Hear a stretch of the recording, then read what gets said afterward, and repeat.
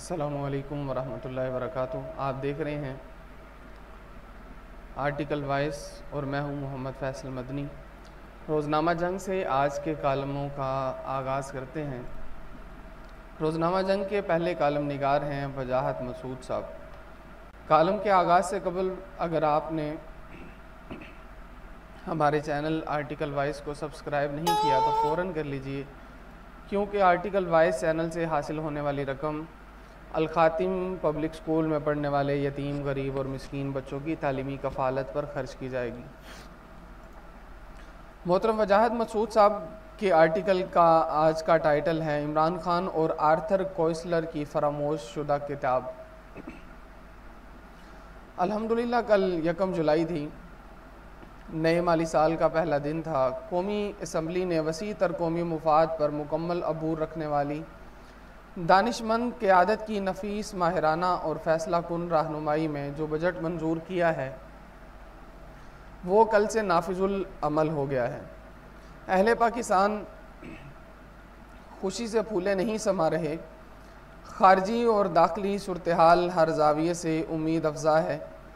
तवानाई का एक खुशगवार एहसास कौम के रगों पे में दौड़ रहा है। कारोबारी तबका कामयाबी के नित नए मंसूबे बना रहा है। मुख्तलिफ शोबों से महज 10 लाख कामचोर अफराद की छांटी के बाद तनख्वाहदार तबके के लिए रोज़गार के अनगिनत दरवाजे खुल रहे हैं। मेहनत कश घराने के दस्तरखान पर खुराक की रसद एक पुरकैफ मंजर पेश कर रही है। इसे शफाफ हुकूमत की बरकत का अदना रूहानी तसर्रुफ समझना चाहिए कि पेट्रोल, गैस और बिजली और अशियाए ज़रूरत की कीमतों में इजाफे के बावजूद नादार तबके पर किसी किस्म का माशी बोझ नहीं पड़ा। करप्ट और चोर अपोजिशन की सफ़ों में इंतशार है। सूफिया के मुलामती मसलक से ताल्लुक़ रखने वाले मुतअद्दिद मुंतखब अरकान जो अब तक महज नफ्स कशी की गर्ज से चोरों लुटेरों की सफ़ों में मौजूद थे, जोक दर जोक इस्लामाबाद के मरकज़ अनवार की तरफ रवा दवा हैं। मुल्की दौलत लूटने वाले हकीकी मुजरम गिरफ़्तार हो चुके। खुफिया असासे ज़ाहिर करने की तोसी मुद्दत गुज़रते ही ज़ेर ज़मीं दौलत छुपाने वाले बाकी मानदा अफराद भी कानून की गिरफ्त में आ जाएंगे। माशी सूरत हाल इस कदर हौसला अफजा है कि हुकूमत ने अगले बरस के लिए महसूलात के हदफ में 1/3 इजाफा कर दिया है। खुद बदखास सवाल उठा रहे हैं कि अगर दरामदाद कम हो जाएंगी और बरामद करने को कुछ होगा नहीं तो महसूलात का हुजम मज़ीद गिर जाएगा। ये आकिबत नाअंदेश नहीं जानते कि गुज़श्ता 10 बरस में पे दर पे 2 बदउनवान हुकूमतों के मदारुल मुहिम्माम कौम वसाइल से अपनी जेबें भरते रहे। चुनाचे महसूलात का हकीकी तखमीना मुमकिन नहीं था। अब एक दयानतदार हुकूमत में बदउनवानी की गुंजाइश ख़त्म होने के बायस महसूलात किसी खुर्द-बुर्द के बग़ैर कौमी ख़जाने में पहुँचेंगी तो कुछ बईद नहीं कि महज 5500 रुपये का हदफ गुबारे राह की सूरत कहीं भी पीछे रह जाए। इस रजायत की एक अहम वजह यह भी है कि गुज़श्ता हुकूमतों बिलखसूस 2-3 घरानों की लूट मार के बायस $1 के बदले महज 100 रुपये मिल रहे थे। नई हुकूमत के इब्तदाई 10 माह में रुपये ने इस कदर तरक्की की है कि $1 के बदले में 160 रुपये मिल रहे हैं। अहले नज़र समझ सकते हैं कि इस कौमी दौलत में किस कदर तेज़ी से इजाफा हो रहा है। ये अजल दीदा पदर सोख्ता सियासी टोला इस गुमान में था कि 5-5 बरस के वक्फे से बारियां लेता रहेगा और मुल्क की खेती उजाड़ता रहेगा। ऐसे कोता अंदेशों के लिए अहले फ़ारस एक भला सा मुहावरा इस्तेमाल करते हैं, तदबीर कुनंद बंदा तकदीर कुनंद खंदा। लफ्ज़ी तर्जुमा ज़रूरी किया जाता है।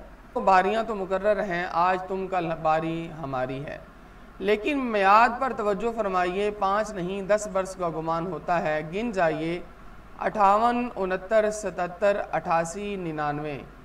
अला हाजुल कियास, बाकी का हिसाब खुद जोड़ लीजिए। वज़ादारी भी कोई चीज़ होती है।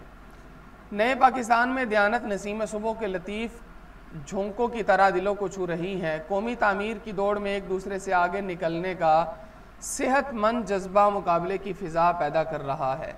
चुनाचे एक आइनी इदारे ने दावा किया है कि दूसरे इदारों की कारकर्दगी मायूस कुन है। जबकि इसकी कारकर्दगी का ग्राफ अगले पिछले रिकॉर्ड तोड़ रहा है। मीडिया की मुस्तैदी और फ़ालियत देखकर इस तोंदील शख्स का ख्याल आता है जिसने रात मुसलसल दौड़कर सब इजाफी चर्बी ख़त्म कर ली है। कुछ बेकार सहाफ़ती इदारे बंद हो गए हैं, निकम्मे और लिफाफा सहाफ़ी बैक बीनी दो गोश निकाल बाहर किए गए हैं। बाकी मीडिया हल्का फुल्का होकर सुबह खरामी से मुस्बत खबरों की सूरत में मज़ामीन नो के अंबार लगा रहा है। सबसे बढ़कर ये कि अब हम दुनिया की आंखों में आंखें डालकर बात कर रहे हैं। इतनी मामूली बात तो आपको एक पुलिस इंस्पेक्टर भी बता सकता है कि जिसके दिल में चोर होता है वो मुखातिब से आंखें मिलाने की ताब नहीं ला सकता। आंखों में आंखें डालना तो सिफाए कल्ब का वो वाहिद दर्जा है जिसके लिए मुल्क के अंदर ही नहीं बाहर भी एक पेज पर होने की ज़रूरत पेश आती है। दिल पर हाथ रख कर कहिए, इधर बजट मंजूर हुआ, उधर वाशिंगटन से आवाज़ आई कि साहिब आइए 3 जुलाई को माहज़र तनावुल फरमाइए, और यूं नान नफ़का आपसे तय पाया था, आपने तोड़ा, आपके हमरा कर दिया जाएगा। जैसा कि आपने अज़र मिन शम्स हक़ाइक़ पर मबनी दर्ज बाला सुतूर नहायत तहम्मुल से मुलाहिज़ा की, इससे ये तो मालूम हो गया कि आप में सब्र बर्दाश्त की सिफत बदरजा तुम पाई जाती हैं। तो चलिए डेढ़ बात आर्थर कोइसलर की हो जाए। कोइसलर साहिब एक वारफ्ता तबा सहाफ़ी, सियासी कारकुन, फ़लसफ़ी और अदीब थे। 1905 में हंगरी के यहूदी घराने में पैदा हुए। ऑस्ट्रेलिया में पले बड़े, इसराइल की इब्तदाई आबादकारी में शरीक थे। कम्युनिस्ट हुए, मुनहरिफ हुए, नाजी हुकूमत खाने की यात्रा की, फिर इंग्लैंड में बस गए। जुल्मत नीम रोज़ नामी नावल से शोहरत पाई। स्लीप वाल्कस नामी दास्तान में भी बहुत कुछ हमारे समझने को लिखा है, मगर आपसे दरख्वास्त है कि कोइसलर के मज़ामीन का मजमुआ जोगी और गमसियार कहीं से हाथ आए तो ज़रूर पढ़िए। खुश अकीदा मखलूक को मुती करने की रियासती नुस्खों का बहुत उम्दा बयान है। 60 की दहाई में हलाल अहमद ज़ुबैरी ने इसे उर्दू में तर्जुमा किया था। इस किताब की दस्तयाबी शायद आसान ना हो, तो इस पेज कतील सफ़ाई के 2 शेर सुन लीजिए। हमारा तुम्हारा खुदा बादशाह।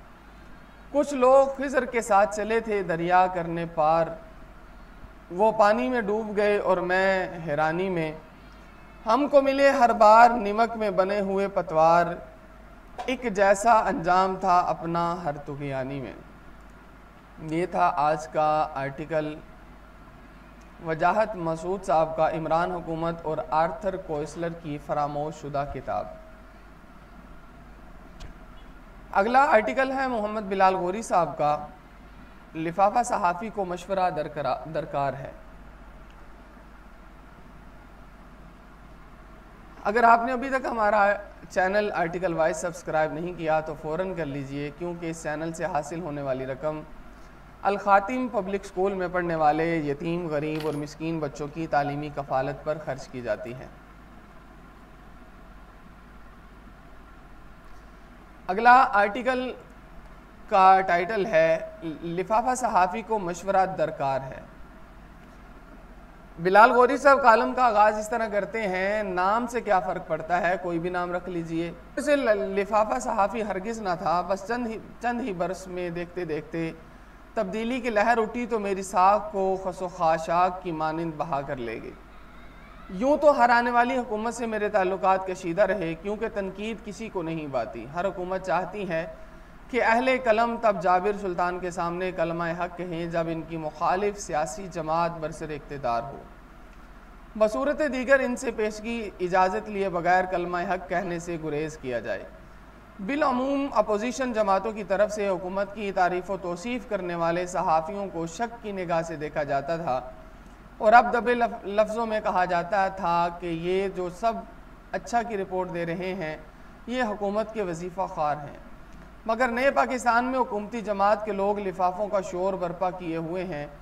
वो सब सहाफ़ी जो मुस्बत रिपोर्टिंग का कौमी फरीज़ा अदा करने से कासिर रहे, इन्हें बिला तख़सीस लिफाफे का खिताब दे दिया गया। आप सोच रहे होंगे कि हुकूमत जो ख़ुद लिफाफे तकसीम करती और मुख्तलिफ तबक़ात की हिमायत ख़रीदती है, वो किसी सहाफ़ी पर कैसे लिफाफा सहाफ़ी का बहतान लगा सकती है। यूथिया लॉजिक मगर ये है कि पटवारी सहाफ़ियों के लिफाफे हुकूमत ने बंद कर दिए हैं, इसलिए कि इनकी चीखें निकल रही हैं।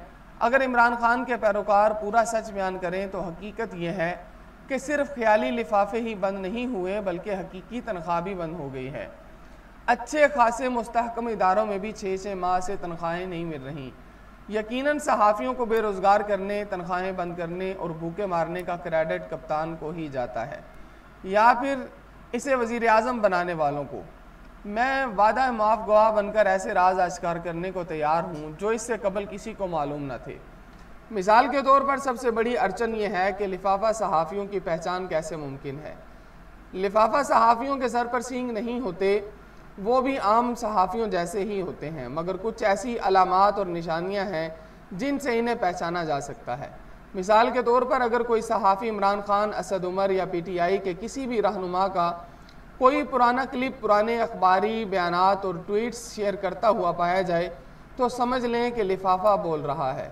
अगर कोई सहाफ़ी ये कहकर आपके मासूम जहनों पर असरअंदाज होने की कोशिश करे कि सरमायाकारी नहीं हो रही, सनतें बंद पड़ी हैं, डॉलर के नरख बढ़ रहे हैं, महंगाई में इजाफा हो रहा है, हुकूमत बहुत कर्ज ले रही है, स्टॉक एक्सचेंज बैठ गई है, टैक्स वसूली का हदफ पूरा नहीं हो सका, तो इसकी बातें एक कान से सुनकर दूसरे कान से निकाल दें, क्योंकि इस तरह का प्रोपेगेंडा करना लिफाफा सहाफ़ियों की दूसरी बड़ी निशानदेही है। कुछ कालम निगार और तजज़ियाकार बहुत मुहज़्ज़ब और सुलझे हुए अंदाज में बात करके अपने अंदर का पटवारी छुपाने की कोशिश करते हैं। ये गैर जानिबदारियत का तासुर देने के लिए कभी अपोजिशन पर भी हल्की फुल्की तनकीद करते पाए जाते हैं, मगर आप किसी मुगालते का शिकार ना हो। ये बहुत मंजे हुए तजर्बाकार लिफाफे सहाफ़ी हैं, इन्हें एक बारीक नुक्ते से पकड़ा जा सकता है। ये जब भी कोई बात करेंगे इनकी तान जमहूरियत और सिविलियन बालादस्ती पर आकर टूटेगी। बस साबित हुआ कि ये भी लिफाफा सहाफ़ी हैं। लिफाफा सहाफ़ियों की एक और उमूमी निशानी ये है कि तनकीद का कोई और पहलू मुयस्सर ना आए तो कप्तान की तकरीरों में से कीड़े निकालते हुए पाए जाते हैं, या फिर साबका फैसलों से रजू करने का यू टर्न का नाम देकर भद उड़ाने की कोशिश करते हैं। सहाफ़ियों की एक और किस्म लिफाफों से भी कहीं ज़्यादा शर्मंगेज़ी और ख़तरनाक है। ये कप्तान को कठपुतली करार देते हैं और हुकूमत की नाक़िस कारकर्दगी की आड़ लेकर इदारों पर तनकीद करते हैं। इन आस्तीन के सांपों को गद्दार न कहा जाए तो क्या कहा जाए। ये सब NDS, रा, खाद, MI5 मोसाद के जीपे और CIA के एजेंट हैं। बिलफाज दीगर आप इन्हें इंटरनेशनल लिफाफा सहाफ़ी कह सकते हैं, जो रुपयों में नहीं बल्कि डॉलरों, पाउंड्स और बाज़ लोग तो मुझे इंटरनेशनल लिफाफा सहाफ़ियों में भी शुमार करते हैं। अब तक इस दावे को झुटलाता आया हूँ, मगर आज एक शर्त पर यह तो बरज़ा और रग़बत अपने गले में डालने के लिए तैयार हूँ, और वो शर्त यह है कि बराहे मेहरबानी आप लिफाफा अरसाल करने वालों को दुरुस्त पता और सही बैंक अकाउंट बता दें, क्योंकि गलत मालूमात के सबब आज तक मुझे फूटी कोड़ी नहीं मिली। जब सोशल मीडिया पर लिफाफा सहाफ़ी की तकरार होने लगी तो मेरी बीवी भी इन बातों में आ गई और चुपके से मेरे बैंक अकाउंट नोट करके बैलेंस चेक करने जा पहुंची। बैंक जाकर मालूम हुआ कि 6 माह से तनख्वाह नहीं आई और अकाउंट में महज 216 रुपये मौजूद हैं। घर आकर इसने सच उगलवाने की पूरी कोशिश की, मगर मैं लिफाफा सहाफ़ी होने से इनकार करता रहा। बीवियाँ शोहर की बात पर एतबार कम ही करती हैं, मगर कुछ पसो पेश के बाद इसे मेरी बात पर यकीन आ गया तो कहने लगी, आपने सिविलियन बालादस्ती कालम बुलंद करके क्या हासिल कर लिया? घर में गुर्बत के डेरे हैं, अक्सर आपके कालम नाकाबिले इशाअत करार पाते हैं, जान हथेली पर है, हर वक्त धमकियां मिलती रहती हैं, छोड़ें ये सब और यूथियों की सफ़ में शामिल हो जाएं। सच पूछें तो ये बातें सुनकर मेरे कदम डगमगा गए हैं और मैं ये सोचने पर मजबूर हो गया हूँ कि यूथिया बनने का काम मुश्किल ज़रूर है मगर नामुमकिन तो नहीं।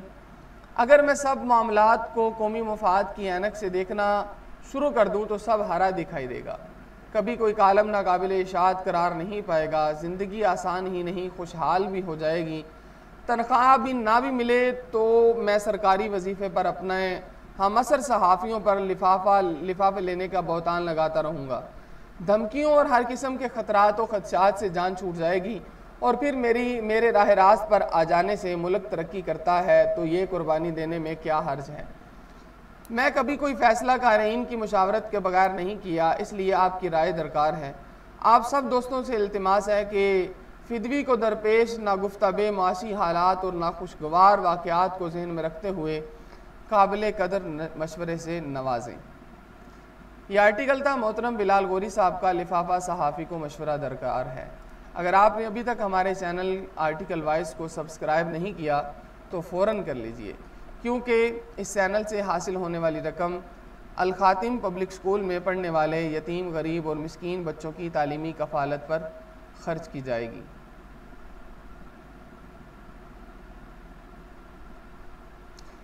अगले आर्टिकल की तरफ चलते हैं। अगला आर्टिकल है मंसूर आफाक साहब का, तब्दीली की तलाश में मियाँ वाली की बेटी।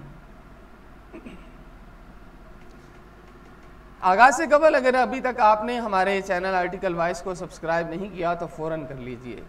मंसूर आफाक साहब अपने आर्टिकल का आगाज़ कुछ इस तरह से करते हैं। ये 1983 का कोई अदब पुरवर्दा दिन था। मैं अपनी किताब आफाक नुमा का फ़्लेप लिखवाने के लिए अहमद नदीम कासमी के पास लाहौर गया हुआ था। वहाँ खालिद अहमद ने मुझे मियाँ वाली की एक शायरा लैला नियाज़ी का शेर सुनाया। मुझे तो कोई गम नहीं, मैं खुश हूँ देख लीजिए, मगर किसी का जिक्र क्यों मेरे ही सामने छिड़े। मियाँ वाली वापस आया तो मैंने लैला नियाज़ी की तलाश शुरू कर दी। काफ़ी तगो के बाद पता चला कि ये अशरफ सुंबल नाम की एक खातून है जो लैला नियाज़ी के एक अलमी नाम से लिखती हैं। काफ़ी सालों बाद मुझे फिर किसी ने बताया मियाँ वाली से कोई इरम हाशमी के नाम की खातून भी अखबारों और रिसालों में लिखती हैं। तो मेरे जहन में पहला ख्याल यही आया कि फिर मियाँ वाली की किसी अशरफ सुंबल ने कोई अपना कलमी नाम रख लिया होगा, मगर जब मुझे पता चला कि ये कोई कलमी नाम नहीं, ये वाकई मियाँ वाली की एक बेटी हैं, मोश से ताल्लुक़ रखती हैं, इन दिनों मियाँ वाली शहर में मुकीम हैं, तो मुझे एक खुशगवार हैरत हुई। ये मियाँ वाली की औरतों की पहली जुर्रतमंद आवाज़ थी। यही आवाज़ फैलते फैलते इस मकाम तक पहुँची कि इमरान खान के जलसे में ख़वातीन का अलहदा पिंडाल सज गया। फिर सोशल मीडिया का दौर आया तो मेरा राब्ता बिल्किस खान से हुआ। इन्हीं दिनों शायद उनके वालिद मोहतरम का इंतकाल हुआ था। मैंने मियाँ वाली की इस तवाना शायरा को अपनी मुँह बोली बेटी बना लिया। बिल्किस खान से मुझे इरम हाशमी के बारे में बहुत कुछ मालूम हुआ। वो जो मैगज़ीन निकालती थी उनके कई शुमारे देखने को मिले, और अब जब मैंने मोहतरमा इरम हाशमी के अफसानों के मजमूए टी हाउस का मुताला किया तो मेरी हैरत फ़ख्र इम्बिसात में बदल गई। मुझे उनका हर अफसाना मियाँ वाली की सदियों की धूल में गुम होती ख़वातीन के लिए एक नई जंग का पेश खेमा लगा। उसके अफसाने मियाँ वाली की औरतों के अधूरेपन का मरसिया हैं। तन्हाई के अंधे कुओं में छलांगे लगाती हुई मुस्कुराहटों का नोहा है। वो जब लिखती हैं, अम्मा मैं एमए करना चाहती हूँ, यूनिवर्सिटी में दाखिला लेना चाहती हूँ। क्या कहा तूने, यूनिवर्सिटी में जाकर पढ़ेगी? बस बहुत हो गई पढ़ाई, खबरदार जो वहाँ जाने का सोचा। मेरे होंठ सिल गए, मेरा मुंह लटक गया और मेरी आंखों की चमक गायब हो गई। मैंने अपने कज़न के साथ शादी की ख्वाहिश का इजहार किया तो जवाब में मुझे अपने अब्बा का चंगेज़ी लबो लहजा बेसाख्ता याद आया। हालांकि ज़िंदगी मैंने गुजारनी थी, मुझे फ़ैसले का हक होना चाहिए था। तो जबर की जेलों की दीवारों में दरारें पड़ती दिखाई देती। जब ये जुमला मेरी नज़र से गुजरता, नास पिटे मियाँ वाली के मियाँ लोग का मरखने अखड़े हुए जलाली नाक पर मक्खी ना बैठने दें, एकदम न खटूँ। तो मियाँ वाली के एक मर्द की हैसियत से मुझे उसके अफसाने अपनी रूह पर चाबुक की तरह लगे। एक और टुकड़ा देखिए, बस रुकी और अफसानों की एक और मौज अंदर आई। मेरी हमसफ़र जा चुकी थी। कहाँ जा रही हो? नई आने वाली ने पूछा। लाहौर। कहाँ से आ रही हो? मियाँ वाली से। मैं एक बार फिर सवालों की जद में आ चुकी थी। मेके जा रही हो या ससुराल? वो चुप रही और मजलूम सूरत बना ली। वो समझ गई अच्छे लड़के अब कहाँ मिलते हैं। मोहतरमा इरम हाशमी का अफसानवी किरदार तो जो समझा, मगर मेरे जैसे पढ़ने वालों को मालूम हो गया कि अभी तक मर्द के माशरे में अकेली औरत किसी बिगड़े हुए ज़ख्म से ज़्यादा कम नहीं। ये किताब पढ़कर मैं तब्दीली के नारे लगाने वाला अपना सा मुँह लेकर रह गया। मुझे मालूम हो गया कि तब्दीली सी पैक से नहीं आनी, तब्दीली गवादर में ऑयल रिफाइनरी लगाने से भी नहीं आनी, तब्दीली $बिलियन पाकिस्तान में आने से भी नहीं आनी, तब्दीली माशरत की तब्दीली से आनी है, तब्दीली औरत के हुकूक मिलने से आनी है, तब्दीली इंसानी शख्सियत को परवान चढ़ाने से आनी है। सड़कों, पुलों, ट्रेनों और कारखानों पर सरमायाकारी करने की बजाय इंसानी फ़र्द पर सरमायाकारी की सूरत है। ख़ास तौर पर फ़ीमेल फ़र्द पर। इमरान खान ने तो कहा था कौमें मोटरवे बनाने से नहीं बना करती, कौमें बनाने के लिए लोगों पर पैसा खर्च करना पड़ता है, इनकी तालीम पर, इनकी सेहत पर, इनकी ज़रूरियात ज़िंदगी पर, इन्हें रोटी कपड़ा और मकान देने पर। सुना तो यही है कि हुकूमत पंजाब ने बजट का 40% हिस्सा तालीम, सेहत और साफ पानी की फराहमी के लिए मुख्तस किया है। हुकूमत को चाहिए कि वो कमज़ोर ख़वातीन को ताकतवर बनाने के लिए भी एक बजट मुख्तस करे। अफसानों के मजमूए पर बात करते करते थोड़ा सा भटक गया था, माजरत खा हूँ। इरम हाशमी के अफसाने जदीद अफसाने के मेयार पर पूरा उतरते हैं। इनके यहाँ जदीद तर्ज एहसास यानी मॉडर्न सेनेटेबिलिटी पूरी तरह मौजूद है। समाजी और सकाफ़ती अवामिल बड़े मुनफरिद अंदाज से कहानी में तय दर तय नज़र आते हैं।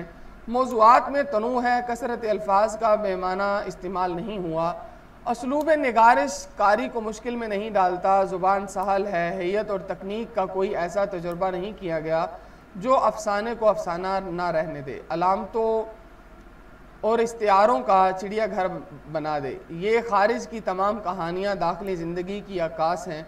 महसूसात और जहनी कैफियत को कामयाबी से कहानी की शक्ल दी गई है। मैं मोहतरमा इरम हाशमी को इस कामरानी पर मुबारकबाद पेश करता हूँ। ये था आर्टिकल आज का मंसूर आफाक साहब का, तब्दीली की तलाश में मियाँ वाली की बेटी। अगर आपने अभी तक हमारे चैनल आर्टिकल वाइज को सब्सक्राइब नहीं किया तो फ़ौरन कर लीजिए, क्योंकि इस चैनल से हासिल होने वाली रकम अल खातिम पब्लिक स्कूल में पढ़ने वाले यतीम, गरीब और मिस्कीन बच्चों की तालीमी कफ़ालत पर खर्च की जाती है। अगले कालम की तरफ चलते हैं तो अगला कालम रोज़नामा जंग से है, सुहेल वड़ाई साहब का, मैं मौलू मुसल्ला हूँ। आगाज़ करते हुए सुहेल वड़ाई साहब लिखते हैं, अखुवत वाले डॉक्टर अमजद साकिब से मेरा दर्द का रिश्ता है। वो मौलू मुसल्लियों से मोहब्बत करते हैं और मैं ख़ुद मौलू मुसल्ली हूँ। गो मैं और मौलू की ज़ाती बिरादरी अलग है, लेकिन जब भी मेरी रूह का इस्तेहसाल हुआ, जब भी मुझे नफ़रत और हकारत से देखा गया, जब भी तकब्बुर और गुरूर और दौलत और जाहो पसंदी ने मुझे दबाया, मैं मौलू मुसल्ली के एहसासात से गुज़रा। पहली बार मैं मौलू मुसल्ली इस दिन बना जब 7वीं जमात के तालिब इल्म और एक लोअर मिडिल क्लास ख़ानदान के बच्चे की हैसियत से दौलतमंद अशराफिया के घर में शादी के सिलसिला में गया हुआ था। वहाँ बिजली का मीटर रीडर आया तो मैं खेलते खेलते उसे शहाना कोठी के मीटर के पास ले गया। रीडर बोला, ये तो बदगुमानी है, मीटर बंद है और बिजली चल रही है। नौउम्र लड़के ने ज़िंदगी में करप्शन को पहली बार देखा और सुना था। इसने शोर मचा दिया। इसी दौरान कोठी की जागीरदार मालिकन आई और इस नखुवत और नफ़रत से लड़के की तरफ देखा। इस चेहरे की अयारी और सफाकी इतने साल गुजरने के बाद आज भी मुझे याद है। साथ ही इसने झिड़क कर मुझे घर से निकाल दिया। ये मेरी ज़िंदगी का वो पहला दिन था जब मैं मौलू मुसल्ली बना और आज तक अपनी इसी जलालत और बेबसी को भुला नहीं पाया। दूसरी बार मुझे खुजालत और हकारत का एहसास तब हुआ जब ज़माना तालिब इल्मी में ही एक नौकर शाह से मिलने इसके दफ्तर गया। मामला गन्ने के परमट का था। इस नौकर शाह ने मुझे कई घंटे दफ्तर के बाहर इंतज़ार करवाया। इस रोज़ भी मुझे यूँ लगा जैसे मैं मौलू मुसल्ली हूँ और नौकर शाह जाबिर ज़ालिम आका। ज़िल्लत का एहसास इस कदर शदीद था और आज भी है कि अब भी नौकर शाहों के दरवाज़ों पर खड़े दरबानों और अर्दलियों के निज़ाम से घिन आती है। तीसरी बार यही मौलू मुसल्ली वाले एहसास तब महसूस हुए जब मुतकब्बिर शौकत अजीज़ वज़ारत उज़्मा के ओहदे पर बराजमान थे, उन्होंने प्रोग्राम एक दिन जियो के साथ करने से इस नहव्वत से इनकार किया कि मुझे इनके इंसानों को अपने से छोटा और शोदर समझने की जहनीत साफ नज़र आ गई। इन 3 बड़े वाक़यात के अलावा आज भी कई बार मौलू मुसल्ली बना हूँ। जब भी मेरी आज़ादी पर कदगन लगती है, इजहार राय पर पाबंदी आयद होती है, वही ज़िल्लत, खुजालत, ग़ुलामी और बेबसी वाला एहसास जन्म लेता है। रियासत मदीना क्या थी? यही कि वहाँ कोई मौलू मुसल्ली नहीं था। बिलाल हबशी आज़ाद थे और वहाँ के उमरा के बराबर बैठे थे। इनकलाब फ़्रांस क्या था? यही कि आज़ादी और मसावात का बोलबाला हो। क्यूबा में फिडेल कास्त्रो का इनकलाब क्या था? नारा तो यही था कि आज़ादी और मसावात लाएंगे। कोई मौलू मुसल्ली नहीं होगा, कोई बेटेस्टा, किसी फिडेल कास्त्रो, किसी ची गवेरा का इस्तेहसाल नहीं कर सकेगा। बाद में क्या हुआ वो एक अलग कहानी है। 1917 का कम्युनिस्ट इनकलाब क्या था? यही कि कोई मौलू मुसल्ली नहीं होगा, सबको बराबरी मिलेगी। गोया दायां बाजू हो या बायां बाजू, हर तरफ आज़ादी और मसावात का तस्वुर ही तब्दीली की बुनियाद बनता रहेगा। दुनिया ने इंसानों को मुख्तलिफ इकसाम में तकसीम कर रखा है। कोई कम्युनिस्ट है तो कोई कैपिटलिस्ट, कोई डेमोक्रेट है तो कोई फाशिस्ट, कोई जालिम है तो कोई मजलूम। मेरी नज़र में इंसान बस 2 तरह के हैं, एक वो जो दौलत, ओहदे और दुनिया से मोहब्बत करते हैं, और दूसरे वो जो इंसानों से मोहब्बत करते हैं और इनके ऊपर दौलत लुटाते हैं। वो जो दौलत से मोहब्बत करते हैं अच्छी ज़िंदगी गुजारते हैं और जब गुजर जाती हैं तो कोई इन्हें याद नहीं करता, और वो जो दौलत की बजाय इंसानों से मोहब्बत करते हैं वो मर भी जाते हैं तो दुनिया इन्हें याद करती है। इसी फ़लसफ़े की नज़र से देखें तो हिंदुस्तान एक वक्त में दुनिया का अमीर तरीन मुल्क था। अकबर दी ग्रेट मुग़ल के ज़माने में दुनिया भर का मालो दौलत, ज़रो जवाहिर और सोना हिंदुस्तान में जमा था। इब्राहिम अराले ने लिखा है कि अकबर अपने ज़माने के अंग्रेज़ बादशाह से 16 गुना ज़्यादा अमीर था। इसी ज़माने में अकबर 14 साल से ज़ायद लाहौर के शाही किले में मुकीम रहा। दारुल हुकूमत लाहौर था तो शाही ख़जाना भी लाहौर मुंतकिल हुआ। एक दिन तकरीब के दौरान मुशअलों को सुलगाते हुए शाही किले में आग लग गई। आग इस कदर फैली कि शाही ख़जाना में मौजूद टनों सोना पुराने लाहौर की गलियों में बहने लगा। लोगों ने गंदी नालियों से सोने के डोल भर लिए। इसी अकबर का नामवर बेटा जहांगीर और दुनिया की पहली खातून बादशाह वो आदि सल्तनत की मालिक थी। नूरजहां लाहौर में दफन है। मुगलिया ख़ानदान की मालो दौलत और जाहो जलाल जाहो चशम के बावजूद इनके मज़ारों पर सुकूत है, कोई फातिहा तक नहीं पढ़ने आता। दूसरी तरफ हज़रत सैयद अली बिन उस्मान हजवेरी रहमतुल्लाह अलैह दाता गंज बख्श जो खाली हाथ दुनिया से गए, ना कोई इनका घर था ना कोई औलाद या जायदाद, बस खल्क़ खुदा से मोहब्बत इनका असासा था। वो आज भी मुरज्जा खलाइक हैं। मुग़ल शहज़ादी नादरा और मियाँ मीर रहमतुल्लाह अलैह के मज़ार के साथ साथ हैं, मगर मियाँ मीर रहमतुल्लाह अलैह के दरबार पर रौनक और शहज़ादी के मज़ार पर वीरानी है। डॉक्टर अमजद साकिब दौलत से नहीं इंसानों से मोहब्बत करते हैं, इसीलिए इनका शुमार ऐसे लोगों में है जो मौलू मुसल्लियों को गले लगाते हैं। इसलिए मैं मौलू मुसल्ली बकल में ख़ुद इनसे इतनी ही मोहब्बत करता हूँ। याद रखिए कि जब किसी इंसान से दौलत, ओहदे, रंग, नस्ल या अकीदे की बिना पर तासुब बढ़ता जाता है, इससे नफ़रत का रवैया इख्तियार किया जाता है, तो वो इसके एहसासात मौलू मुसल्ली जैसे ही होते हैं। हर वो आदमी मौलू मुसल्ली है जिसे मुआशरा दबाता है या फिर इसे बोलने नहीं दिया जाता। डॉक्टर अमजद साकिब हों या मैं मौलू मुसल्ली, हम दोनों की ख्वाहिश है कि काश रियासत पाकिस्तान में कोई मौलू मुसल्ली ना हो, सबके हुकूक यकसा हों, सबकी इज़्ज़त हो। मिस्त्री, तरखान और चौधरी सब ज़ातों से नहीं अपने कामों से पहचाने जाएं। ए काश। ये था आज का आर्टिकल मोहतरम सुहेल वड़ाइश साहब का, मैं मौलू मुसल्ली हूँ। अगर आपको हमारे आर्टिकल वॉइस की वीडियोस पसंद आ रही हैं तो इन्हें लाइक कीजिए, शेयर कीजिए और हमारे चैनल आर्टिकल वॉइस को सब्सक्राइब करना हरगिज़ ना भूलिए। अगले आर्टिकल की तरफ चलते हैं तो रोज़नामा जंग का अगला आर्टिकल है, चीन आगे कैसे निकल गया। मोहतरम मज़हर बरलास साहब का है। अगर अभी तक आपने हमारे चैनल को सब्सक्राइब नहीं किया तो फ़ौरन कर लीजिए। मोहतरम मज़हर बरलास साहब अपने आर्टिकल का आगाज़ करते हुए लिखते हैं, एक दिन बाज ने देखा कि बकरी शेर के बच्चे को दूध पिला रही है। बाज ने बकरी से पूछा कि आप ऐसा क्यों कर रही हैं? तो बकरी ने बताया कि दरअसल शेरनी मर गई है, इसलिए मैं इसके बच्चे को दूध पिला रही हूँ। नेकी करनी चाहिए। बाज नेकी का ये दर्स लेकर निकल गया। कुछ अर्सा बाद इसने देखा कि सैलाब में ठिठरा हुआ एक चूहा जान बचाने की कोशिश कर रहा है, मगर बिफरा हुआ पानी इसकी जान नहीं छोड़ रहा। बाज को बकरी का दिया हुआ दर्स याद आ गया। इसने पंजा मारा, चूहे को पानी से बाहर निकाला और इसे खुश्क जगह पर ले गया। चूहा सर्दी से ठठरा हुआ था। इसने मजीद नेकी करते हुए इसके गिर्द अपने पर फैला दिए। अब चूहा परों के नीचे था। परों की गरमाइश से चंद मिनटों में चूहा मुतहर्रिक हो गया। बस अब इसने बाहर निकलने के लिए बाज के पर उतरना शुरू कर दिए। बाज के पर कट गए। बाज के पर कट गए तो चूहा कहीं निकल गया। बाज ने उड़ना चाहा, मगर परों के बगैर कैसे उड़ सकता था? बस वहीं पड़ा रहा। जब पर दोबारा उगे तो सीधा बकरी के पास पहुंचा, इसे अपनी नेकी का सारा किस्सा सुनाया, फिर मुश्किल पेश आने वाला माजरा भी बयान कर दिया। बाज गुस्से में था। बकरी से कहने लगा, तुम कहती थी ना कि नेकी करनी चाहिए, ये नेकी तो मुझे महंगी पड़ गई।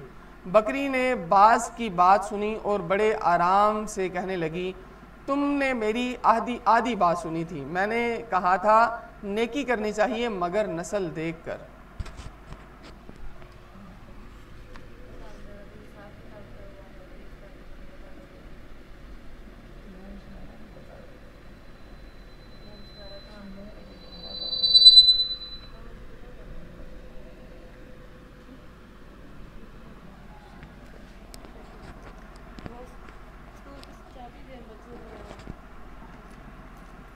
इस कहानी का चीन से कोई ताल्लुक़ नहीं, लिहाजा इसका कोई गलत मतलब ना लिया जाए। ये तो मुझे बस ऐसे ही पाकिस्तान और अफ़गानिस्तान का मैच देखने के बाद याद आ गई थी। इस कहानी का मैच के बाद पेश आने वाले वाक़यात से भी कोई ताल्लुक़ नहीं। इस कहानी का अफ़गान मुहाजिरीन से भी कोई ताल्लुक़ नहीं और ना ही रूसी फ़ौजों की आमद के साथ ही हमारे मुल्क में आने वाले लाखों इंसानों से है। मगर एक हकीकत ज़रूर है कि हम अपने मेहमानों की बहुत इज़्ज़त करते हैं, और एक हकीकत यह भी है कि बाज़ की तरह आधी बात सुनते हैं और जो आधी काम की बात होती है इसे सुने बगैर ही दौड़ पड़ते हैं। चीन से मुताल्लिक इस दिन हल्का सा जिक्र हुआ था, मगर बात अधूरी रही थी। बात पूरी होनी चाहिए। डॉक्टर ज़फ़र महमूद से मेरा कोई तारुफ नहीं था, मुझे इनसे शुएब बिन अजीज़ ने मुतारिफ़ करवाया था।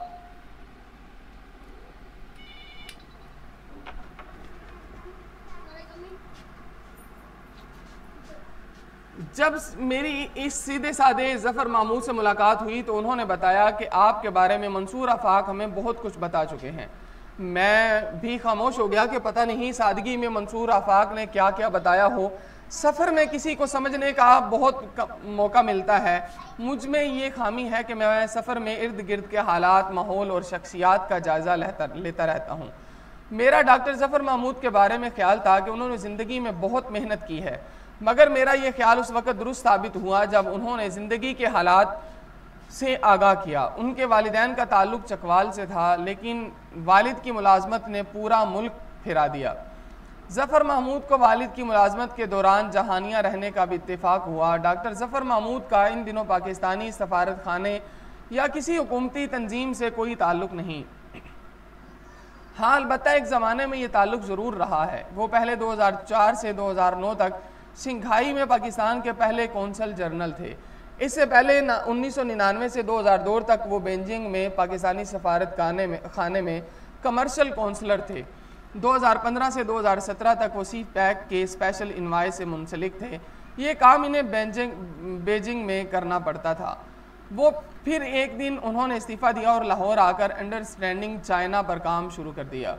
डॉक्टर साहब बड़ी रवानी से चीनी ज़ुबान बोलते हैं, बल्कि अक्सर औकात तो यही तासुर मिलता है कि ये मौसूफ पैदा ही चीन में हुए हों, चूँकि वो अचानक चूँ चाँ शुरू कर देते हैं। चीन में हमारे वफद के साथ दो चीनी लड़कियां भी थीं, बल्कि भोली भाली।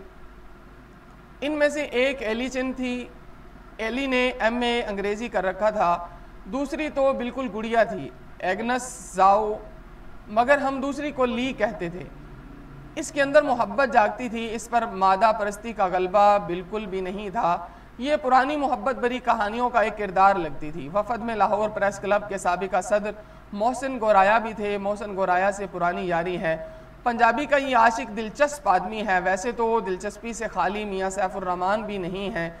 अंग्रेज़ी अखबार दी न्यूज़ से वाबस्ता होने के बावजूद उर्दू के अलावा पंजाबी के लाहौरी तड़के को नहीं भूलते। आसिफ अफान सिर्फ लिखने वाला नहीं, बोलने वाला भी है। वो आपको बोर नहीं होने देता, इसकी फनकारियाँ जागती रहती हैं। डॉक्टर सुगरा सदफ हमारी तरह की सीधी सादी देहाती हैं। शायरा अदीबा तो वो हैं ही, मगर इंसानियत से मोहब्बत इनका खासा है। हमारे काफ़िले में एक खामोश मुजाहिद भी था, इसका नाम सज्जाद जहानिया है। ये कम गो इंसान सादा जाट है। इसके आबाओ अजदाद अमृतसर से आए थे, सो इसका लहजा अभी भी अमृतसरी है। दरियाए चनाब हेडमराला सियालकोट और गुजरात में शोर डालता है। जंग में परीत से बहता है और मुल्तान जाकर खामोश हो जाता है। सज्जाद जहानिया परासी दरिया का असर है। वफद में शामिल कोमल सलीम घूमने फिरने की शौकीन हैं। इन्हें शॉपिंग से इश्क है। इनका मिजाज सावन जैसा है। रहे यासर हबीब खान तो वो भी अपने काम से काम रखने वाले इंसान का नाम है। सैयद मोहम्मद महदी संजीदा फ़िक्र आदमी हैं। इन्हें अपने लिए कोई बेहतर सियासी रास्ता चुनना चाहिए। सलमान मलक नौजवान हैं, मगर अपनी सादगी में गलती कर जाते हैं। इन्हें यह बात याद रखनी चाहिए कि गलती कभी बांझ नहीं होती, गलती का समर ज़रूर मिलता है। आप इसे खमियाजा भी कह सकते हैं। आमिर खान अक्कास करता है। चीन कैसे आगे निकल गया, ये पढ़ने के लिए आपको मेरा अगला कालम पढ़ना पड़ेगा। फ़िलहाल चंद लाइनें पढ़िए कि दिल बेखबर ज़रा हौसला। दिल बेखबर ज़रा हौसला नहीं मुस्तकिल कोई मरहला। कोई ऐसा घर भी है शहर में जहाँ हर मकी हो मुतमईन। कोई ऐसा दिन भी कहीं पे है जिसे खौफ आमद शब नहीं। ये जो गर्द बाद ज़मा है ये अज़ल से है कोई अब नहीं। ये था आज का आर्टिकल मज़र बरला साहब का, चीन कैसे आगे निकल गया। अगर आपको हमारी वीडियोस पसंद आ रही हैं, इन्हें लाइक कीजिए, शेयर कीजिए और हमारे चैनल आर्टिकल वाइज को सब्सक्राइब करना हरगिज़ ना भूलिए, क्योंकि इस चैनल से हासिल होने वाली रकम अल खातिम पब्लिक स्कूल में पढ़ने वाले यतीम, गरीब और मिस्कीन बच्चों की तालीमी कफ़ालत पर खर्च की जाती है। रोज़नामा जंग से अगला आर्टिकल है मोहतरम अमर जलील साहब का हार जीत का जुनून। अगर अभी तक आपने हमारे चैनल आर्टिकल वाइज को सब्सक्राइब नहीं किया तो फ़ौरन कर लीजिए। अमर जलील अपने आर्टिकल का आगाज़ कुछ इस अंदाज में करते हैं। पिछले हफ्ता वर्ल्ड कप टूर्नामेंट में हमारी क्रिकेट टीम ने 2 दबंग टीमों को अच्छे खासे मार्जिन से हराया। एक टीम थी साउथ अफ्रीका और दूसरी टीम थी न्यूजीलैंड। मगर हमारी कौम खुश नहीं हुई। भंगड़े नहीं डाले गए, गली कूचों और चौराहों पर ढोल नहीं पीटे गए, मिठाई नहीं बांटी गई। ऐसे लग रहा था जैसे हम अपनी टीम की कारकर्दगी से खुश नहीं थे। अगर हम साउथ अफ्रीका और न्यूजीलैंड से हार जाते तब भी कोई फ़र्क नहीं पड़ता, इंग्लैंड से जीते तब भी कोई ख़ास फ़र्क नहीं पड़ता। मिठाइयाँ नहीं बांटी गई, बैंड बाजे बजाने वाले अपने साजो सामान के साथ सड़कों पर नहीं आए। पहला मैच हम वेस्ट इंडीज़ से बुरी तरह हार गए थे, तब भी आसमान नहीं टूटा। मंगू पीर के मगरमच्छ एहतजाज करते हुए तालाब से निकलकर कराची प्रेस क्लब के सामने धरना देकर नहीं बैठे थे। एक टेलीविज़न प्रोग्राम में पुराने टेस्ट क्रिकेट खिलाड़ी एक मस्खरे एंकर पर्सन के साथ गपशप करके चले गए थे। इसके अलावा कुछ नहीं हुआ था। मतलब ये कि हम दुनिया भर की क्रिकेट टीमों से हार जाएं, हम दिल बर्दाश्ता और मायूस नहीं होते। हम दुनिया भर की क्रिकेट टीमों से जीत जाएं तो बकौले एक खूबसूरत एंकर पर्सन कि हम इनको धूल चटा दें, तब भी हम खुश नहीं होते, जश्न नहीं मनाते, एक दूसरे को जप्पी नहीं पाते। हम खुश तब होते हैं जब हम अपने यकता अकेले और दरीना दुश्मन की टीम से मैच जीत जाते हैं। दरीना दुश्मन की टीम से मैच जीतने के बाद हमारे इजहार के तौर तरीके बदल जाते हैं, हमारे रवैये बदल जाते हैं। दुश्मन मुल्क की क्रिकेट टीम से मैच जीतने के बाद हम ये नहीं कहते कि हमने फ़लाँ मुल्क की क्रिकेट टीम से मैच जीता है। हम कहते हैं कि फ़लाँ मुल्क की क्रिकेट टीम को शिकस्त दी है, अगर कुछ मौज मस्ती में आ जाएं तो कहते हैं कि हमने फ़लाँ मुल्क को शिकस्त फाश दे दी है। क्या कुछ ऐसा ही हाल दुश्मन मुल्क का होता है? हमारी क्रिकेट टीम को मैच हराने के बाद वो ऐसा जश्न मनाते हैं जैसा उन्होंने दो हैं। मैं नहीं जानता कि मुझे दुश्मन मुल्क का नाम लिखने की इजाज़त है कि नहीं है।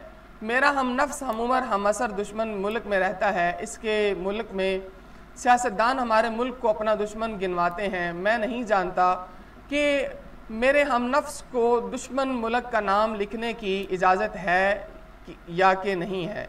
मैं इस मुल्क का नाम लिखने से इज्तिनाब करता हूँ और मेरा हम नफ्स ऐन इसी तरह मेरे मुल्क का नाम अपनी तहरीरों में लिखने से इज्तिनाब करता है। दोनों ममालिक के सियासतदान इजहार की मुकम्मल आज़ादी का दावा करते हैं। मेरा हम नफ्स मेरे मुल्क के बारे में दो अच्छी बातें नहीं लिख सकता। मैं अपने हम नफ्स के मुल्क के बारे में दो अच्छी बातें नहीं लिख सकता। दोनों ममालिक में ऐसे ऐसे अफराद हैं जो हमें एक दूसरे के बारे में अच्छी बातें नहीं लिखने देते। मेरा हम नफ्स और मेरा इतराफ़ करते हैं कि हम एक दूसरे के ख़िलाफ़ लिखने की मुकम्मल आज़ादी है। मेरा हम नफ्स जितना चाहे मेरे मुल्क को बुरा कह सकता है, मैं जितना चाहूँ अपने हम नफ्स के मुल्क को बुरा कह सकता हूँ, लिख सकता हूँ, लेकिन एक दूसरे को भला कहने और लिखने पर किसी किस्म की बंदिश नहीं है। इस लिहाज से दोनों दुश्मन ममालिक में इजहार की मुकम्मल इजाज़त है। यह मनफी हवाला दोनों दुश्मन मुल्कों की हर शोबा ज़िंदगी पर मंडला रहा है। दुश्मन मुल्क की क्रिकेट टीम से हमारे मुल्क की क्रिकेट टीम हार गई जैसे लोगों पर क़यामत टूट पड़ी। हमारी टीम पहले मैच में वेस्ट इंडीज़ से बहुत बुरी तरह हारी थी, तब मुल्क पर क़यामत नहीं टूटी थी। मुल्क दुश्मन से हारने के बाद हमारी कौम की समझ में नहीं आ रहा था वो अपने गुस्से का इजहार कैसे करे। हर तरीके से टीम को ज़िल्लत का निशाना बनाया गया। मैं पूरे यकीन से कह सकता हूँ अगर दुश्मन मुल्क की क्रिकेट टीम हमारी क्रिकेट टीम से हार जाती तो इनका हशर भी बड़ा इबरतनाक होता। ये बात इस कदर यकीन से मैंने इसलिए कही कि मेरा ताल्लुक़ बरसगीर की आखिरी और ख़त्म होती हुई नस्ल से है जिसने बंटवारे से पहले बरसगीर देखा था। बरसगीर के मुसलमान, हिंदू, सिख, ईसाई, यहूदी, पारसी, बुद्ध मत और जैन धर्म के पैरोकारों को एक साथ रहते हुए देखा था। शरपसंद भी होते थे, दंगा फसाद कराने के मौके ढूंढते रहते थे, मंदिर के आगे गाय का कटा हुआ सर डाल आते थे, मगर लोग एक दूसरे से नफरत नहीं करते थे। सिंध अमन और आश्ती का गहवारा था। मार्च 1939 में सिंध के दरवेश, सूफी गायक भगत कंवर राम को सिंध के एक ताकतवर पीर साईं ने शहीद करवा दिया था। तब सिंध में इक्का दुक्का हिंदू मुस्लिम फसादात हुए थे, लेकिन कोई किसी से नफरत नहीं करता था। नफरत की आग हमारे वजूद में जलती रहती है। ये आग भाईचारे, इखलाक, इज़्ज़त व एहतराम, मोहब्बत और चाहतों को जलाकर राख कर देती है। हम तो हैं आखिर शब के मुसाफिर। दोनों ममालिक की नई नस्लों की आबियारी क्या नफ़रतों से होती रहेगी। दोनों ममालिक के लोग मुझे एक जैसे लगते हैं। यकीन नहीं आए तो वर्ल्ड कप के वो मैचेस देखें जिन मैचों में दोनों ममालिक की टीमें यूरोपीय टीमों से मैच खेलती रहें। अगर हमारी टीम खेल रही है तो स्टेडियम हमारे देसी सपोर्टरों से खचाखच भर जाता है। अगर दुश्मन मुल्क की टीम खेल रही होती है तो इनके सपोर्टरों से स्टेडियम भर जाता है। यूरोप के लोग बड़ी वज़ादारी से मैच देखते हैं और खिलाड़ियों को सराहते हैं। इसके बरक्स बरसगीर के दोनों ममालिक से ताल्लुक़ रखने वाले तमाशाई घटिया हल्लड़बाजी से मैच देखते हैं। मैदान में लगे हुए बड़े बड़े टेलीविज़न स्क्रीनों पर अपनी शक्लें दिखाकर आपे से बाहर हो जाते हैं। मजाका खैर शक्लें बनाते हैं, चीखते हैं, गला फाड़ कर चिल्लाते हैं। तब दोनों दुश्मन ममालिक के तमाशाई एक ही मुल्क और एक ही मुआशरे के लोग लगते हैं। ये था आज का आर्टिकल रोज़नामा जंग से अमर जलील साहब का हार जीत का जुनून। अगर आपने हमारे चैनल आर्टिकल वाइज को सब्सक्राइब नहीं किया तो फ़ौरन कर लीजिए, क्योंकि आगाज़ करते हैं रोज़नामा जंग से और आखिरी आर्टिकल है आसिफ अली भट्टी साहब का, बजट पास APC फेल। हमारे चैनल को फ़ौरन सब्सक्राइब कर लीजिए। आसिफ अली भट्टी साहब अपने आर्टिकल का आगाज़ करते हैं, अवाम दुश्मन बजट पास न होने देने के दावे हवा हुए, झूठी तसल्लियों से मुतमईन करने और अपना शैडो बजट पेश ना करके अपोजिशन की आवाम को बड़ा रिलीफ दिलवाने के वादे गीदड़ भभकियाँ साबित हुए और बजट पास हो गया।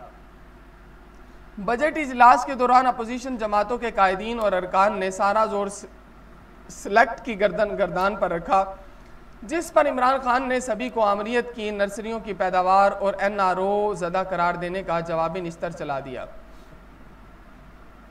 बेचारे अवाम उम्मीद से थे कि शायद इन पर गिरने वाले महंगाई के बम का कोई रोक देगा, लेकिन शोमई किस्मत इनके साथ खड़े होने वाला कोई नहीं, ना हुकूमत ना अपोजिशन।